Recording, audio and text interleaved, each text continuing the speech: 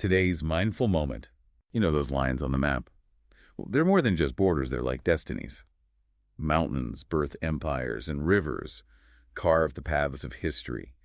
That's the power of geography, and that's what we're diving deep into today. It's true. We always think about history like it's great leaders or groundbreaking ideas, but underneath it all, it's really about the ground where these stories happen. Exactly. And I love finding those aha moments. Like, why does most of Australia's population live along the coastline? Is it just because they love the beach? Well, there might be some beach lovers, but it's more than that. There's this guy, Griffith Taylor. Most people haven't heard of him. He was around in the early 20th century, and he predicted Australia's population limits, Hmm. based on the country's geography, and people laughed at him. Really?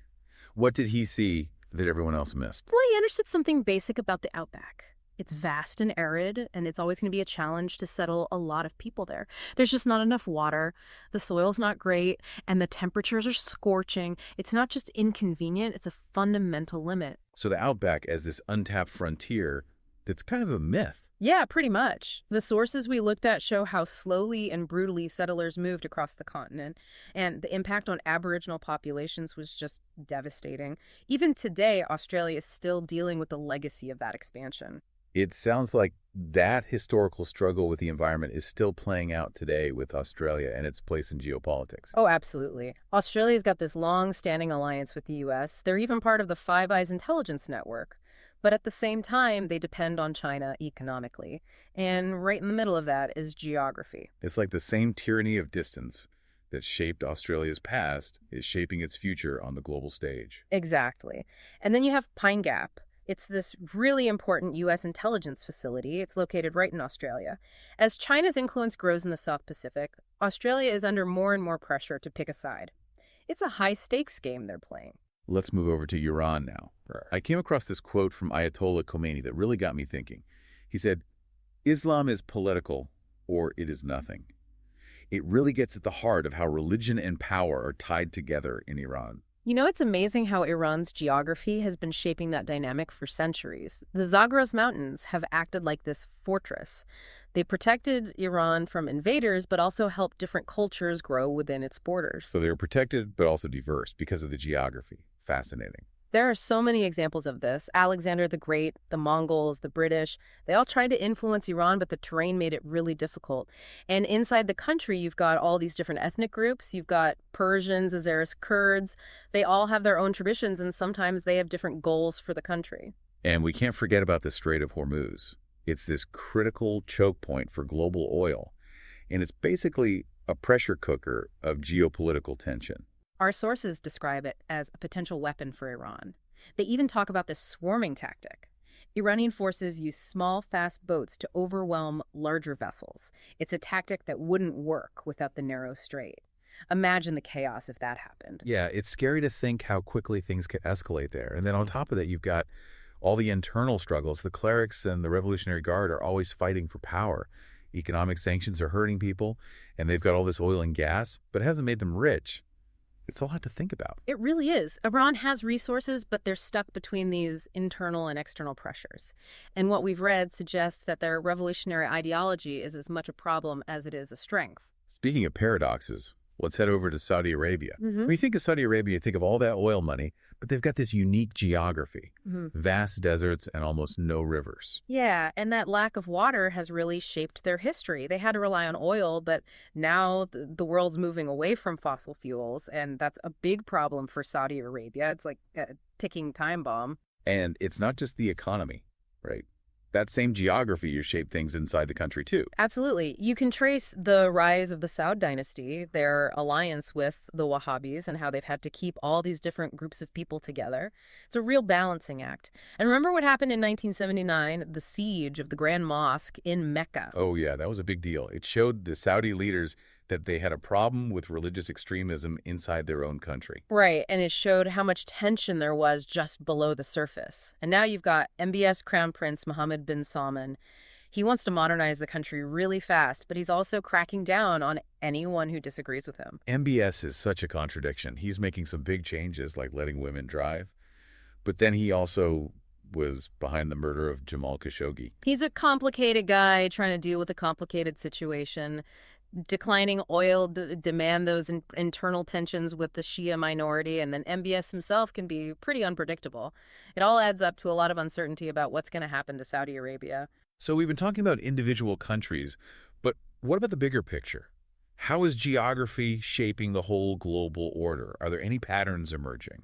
Well, the research we did pointed to some interesting trends. One is this idea of neo-Ottomanism in Turkey. President Erdogan wants to make Turkey a major power again. He wants to challenge the West and make Turkey more important in the region. And geography is a big part of that, right? Turkey controls the Bosporus Strait. That's the gateway between the Black Sea and the Mediterranean Sea. It gives them a ton of leverage. It's like they're holding the keys to a really important choke point, and they're using that to their advantage.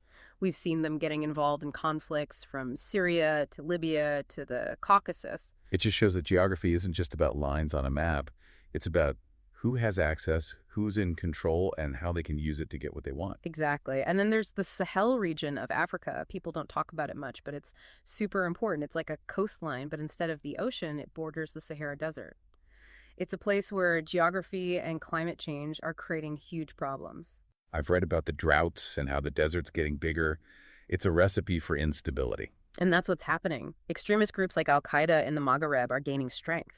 People are fighting over resources. And there are tons of refugees. It's a region where people are literally fighting to survive, and geography is a huge part of that. It makes you realize that geography isn't just about history. It's about the problems we're facing today and the problems we'll face in the future. But here's a question I've been thinking about. We're exploring space now, so does geography even matter out there? That's a great question, and it gets to some really interesting stuff. The information we looked at talks about this growing competition for resources and strategic advantage in space. You've got the Artemis Accords, which is trying to set some rules for space exploration, and then you've got countries developing weapons that can destroy satellites. Weapons that can take out satellites, that sounds like something out of a movie. It does, but it's real. And it gets even crazier. They're talking about the moon becoming like another Afghanistan or Iraq. That's how serious this competition is getting. That's a pretty scary thought. Yeah. But then on the other hand, you've got the International Space Station. It shows that countries can work together in space. It's a really cool example of cooperation. It was built piece by piece, like a giant Lego set in space. Did you know they even have a system to recycle water on the ISS? It's amazing what they can do up there. So it's not just about knowing where things are. It's like having this geographical mindset. You see the world, and you're aware of all these forces shaping things, these historical events connections that we don't always think about. That's it. It's realizing that where you live, where you come from, it makes you who you are. It shapes how you see everything, the chances you get and the problems you face. It's not about being tracked by geography. It's about understanding it and then using that knowledge to see what's possible, what the limits are, and making choices within those boundaries.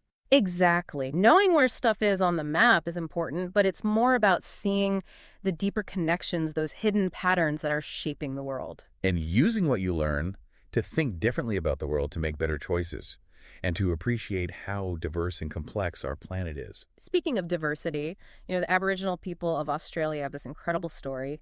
They survived in one of the toughest environments on Earth for tens of thousands of years. They must have had such a deep understanding of the land and its resources. It shows you that geography isn't always about limitations. It's also about how people adapt, how creative they are, and how resilient humans can be. It makes you wonder what new adaptations we'll need as we go further into space. What problems will we face, and how will our understanding of geography change? It's mind-blowing to think about, but I bet those same basic principles, those geographical ideas, they'll still matter. Even in space, it'll be about resources and building places where people can live and figure out the best places to be.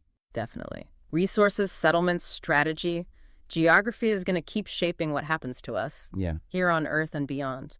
After this deep dive, I feel a sense of awe. Like, wow, geography is powerful. It's not just lines and names. It's these forces that are shaping the world right now and in the future. It's true. Geography is like the stage where human history plays out. It gives meaning to what we do, what we dream about, and what we want to achieve. It's a story that's still going, a journey we're just starting. And as we learn and adapt, we'll understand better where we fit in the big picture. And who knows, maybe someday we'll be having this conversation again, but instead of Earth, we'll be talking about the geography of the entire universe. Now that's a deep dive I want to be a part of. But for now, this is the end of our journey. Thank you for joining us. We hope you enjoyed exploring the world of geography. It's been great talking about all this with you. Keep exploring, keep asking questions, and keep diving deep. And if you want to go even deeper, check out our website for extra stuff we didn't have time for. And don't forget to subscribe to the Mindful Moment for more like this.